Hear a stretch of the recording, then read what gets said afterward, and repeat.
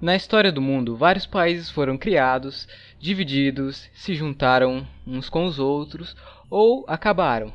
Por exemplo, um dos países mais novos do mundo, que foi um dos últimos a surgir, foi o Sudão do Sul, onde seus habitantes em 2011 foram para as urnas para votar se ficariam ou não no Sudão. O resultado foi de 98% para sim. Porém, não pense que o processo de separação de um país é tão fácil assim. Na verdade, fazia tempo que o povo do Sudão do Sul lutam pela sua independência. Inclusive, eles passaram por uma guerra civil que durou por 25 anos contra o Sudão. Mas infelizmente o novo país está passando por vários problemas sociais e econômicos. Sem falar que houve bastante bagunça na hora de demarcar a fronteira com o Sudão do Norte, né, o que é o Sudão antigo, pois há bastante petróleo na área.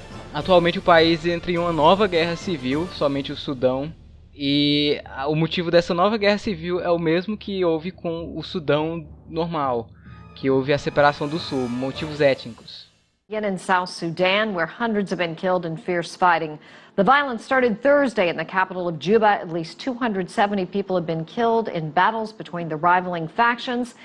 Enfim, então não é tão fácil assim, e a África tem um grande problema, porque eram várias tribos que acabaram sendo forçadas pela Europa a se juntar como países. E no vídeo de hoje vamos falar de países que podem surgir nos próximos anos, surgindo de separação ou de junção de países. Lembrando que isso não vai acontecer amanhã ou depois de amanhã ou nem ano que vem, e são possibilidades, não quer dizer que vá acontecer, não quer dizer que vão definitivamente se separar, beleza? São os países que mais têm chance de surgir.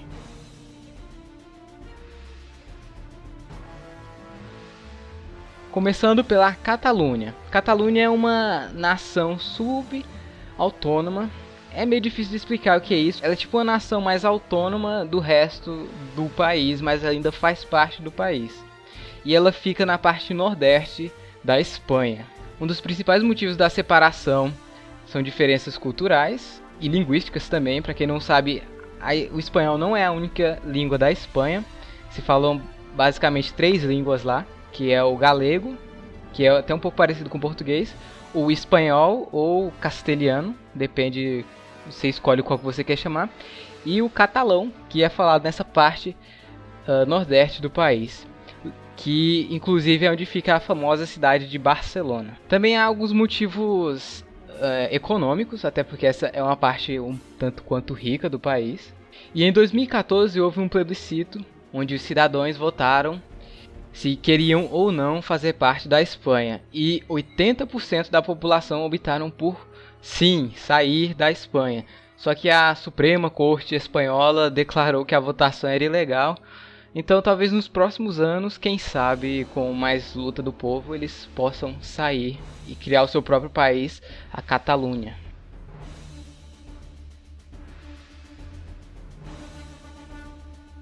Bom, agora temos aqui Flandres. Flandres é uma região da Bélgica, que é a região norte do país, que vocês estão vendo aí no mapa agora. E é o seguinte, a Bélgica ela é meio que dividida em 2 regiões principais. Flandres, parte norte de cima, e Valônia, que é a parte sul do país. E bom, as diferenças são bastante entre as duas, desde um pouco da cultura até mesmo na língua. A parte da Valônia fala francês, e Flandres fala a língua neerlandesa, acho que é assim que se fala o nome da língua, que é a mesma língua dos Países Baixos, também conhecido extraoficialmente como Holanda, né, que é o país que está um pouco acima. E a história é o seguinte, no passado a região da Valônia era bem mais rica do que a do Flandres. E eles desprezavam da Valônia, desprezavam tudo que vinha dos Flandres, eles não gostavam. Então criou essa mágoa entre eles, sabe? O pessoal da Valônia não gostava mesmo, nada que vinha de lá. Eles que tinham que aprender a língua deles, né? No caso o francês e tal. E o tempo passou e vamos se dizer que o jogo virou, não é mesmo? Hoje em dia, o Flandres é a parte mais rica do país e é a mais importante economicamente falando da Bélgica. Então tem sempre essa tensão entre esse pessoal. Então pode ser que eles acabem se separando, pois existe um certo desentendimento. Não é nada no nível de querer se matar, tá ligado? Só são dois povos que não se dão tão bem, que vivem no mesmo país.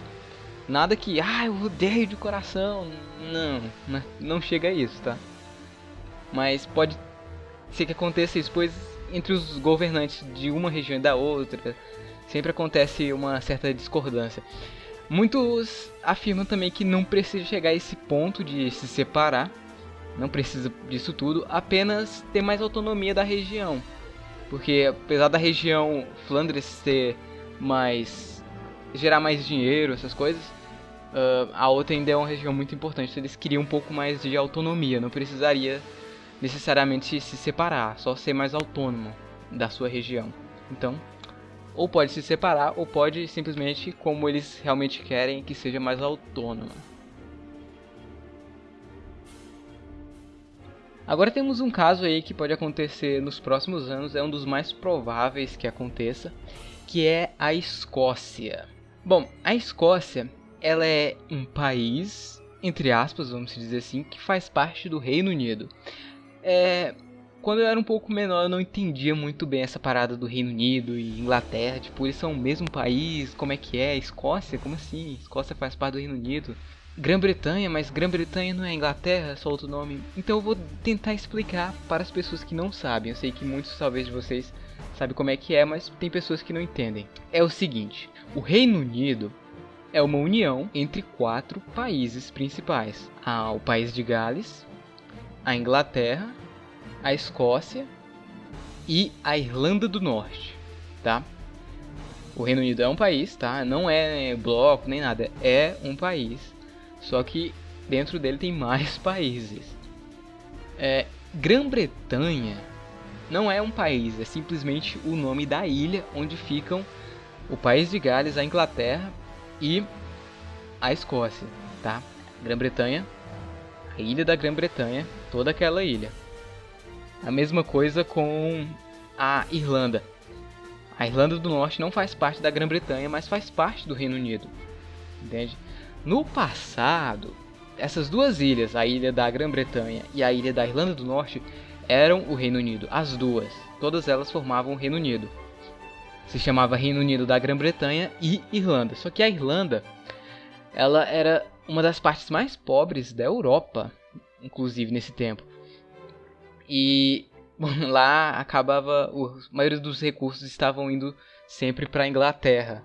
Então eles acabaram decidindo por se separar. A parte norte da Irlanda acabou não se separando, pois existiam vários imigrantes da Escócia lá. Essa é a história, basicamente.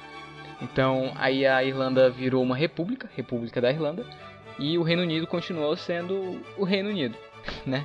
Os 4 países ali que sobraram dessa união. Porém, há algum tempo já também vem vindo a possibilidade da Escócia se separar. Tanto que em 2014 houve um plebiscito oficial, tá? E 55% da população da Escócia votaram em permanecer. 55, hein? Bem acirrado. Então eles acabaram permanecendo da parte da União. Só que se isso acontecesse hoje em dia, provavelmente o resultado seria bem diferente. Eu tenho certeza que você já deve ter ouvido falar do Brexit na TV, saiu em todos os lugares. O que é o Brexit? É a tentativa de saída do Reino Unido, esses 4 países, da União Europeia. A União Europeia não é um país, é só um bloco econômico, só que eles voltaram para sair. Mas não é só um bloco econômico normalmente. Por exemplo, se você é de Portugal, você pode muito facilmente morar na Inglaterra sem burocracia. Você só vai lá, compra sua casa e mora em qualquer lugar de qualquer país que faça parte da União Europeia. Então não é só um bloco econômico tecnicamente falando, é um bloco bem mais avançado. Quase um país, mas ainda está um pouco longe. Enfim, voltando ao assunto, se essa votação fosse hoje, provavelmente a Escócia votaria em sair. Por quê? Porque a maioria dos escoceses querem permanecer na União Europeia. E a maioria dos ingleses, galeses e um pouco da metade mais ou menos da Irlanda do Norte quer sair da União Europeia. Então ficou meio dividido. Vocês estão vendo esse mapa aí, é o mapa da votação. Essa parte em azul indica a votação em permanecer na União Europeia. E você vê que praticamente toda a Escócia votou em azul, a maioria. E você vê que a parte vermelha, praticamente toda a Inglaterra votou em sair, menos Londres, que por algum motivo quis ficar. A maioria dos votos, tô falando, né? Então, isso acabou gerando uma certa discussão, pois a votação acabou ganhando. 51% de todo o Reino Unido votou em sair, ou seja, provavelmente o Reino Unido vai deixar a União Europeia. E os escoceses não gostaram disso. Então, no próximo plebiscito, se houver, provavelmente a Escócia vai se separar do Reino Unido para se juntar novamente à União Europeia. Isso é muito provável que aconteça. E talvez aconteça com os outros países.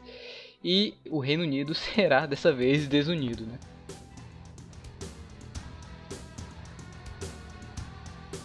Bom, agora temos aqui a Coreia.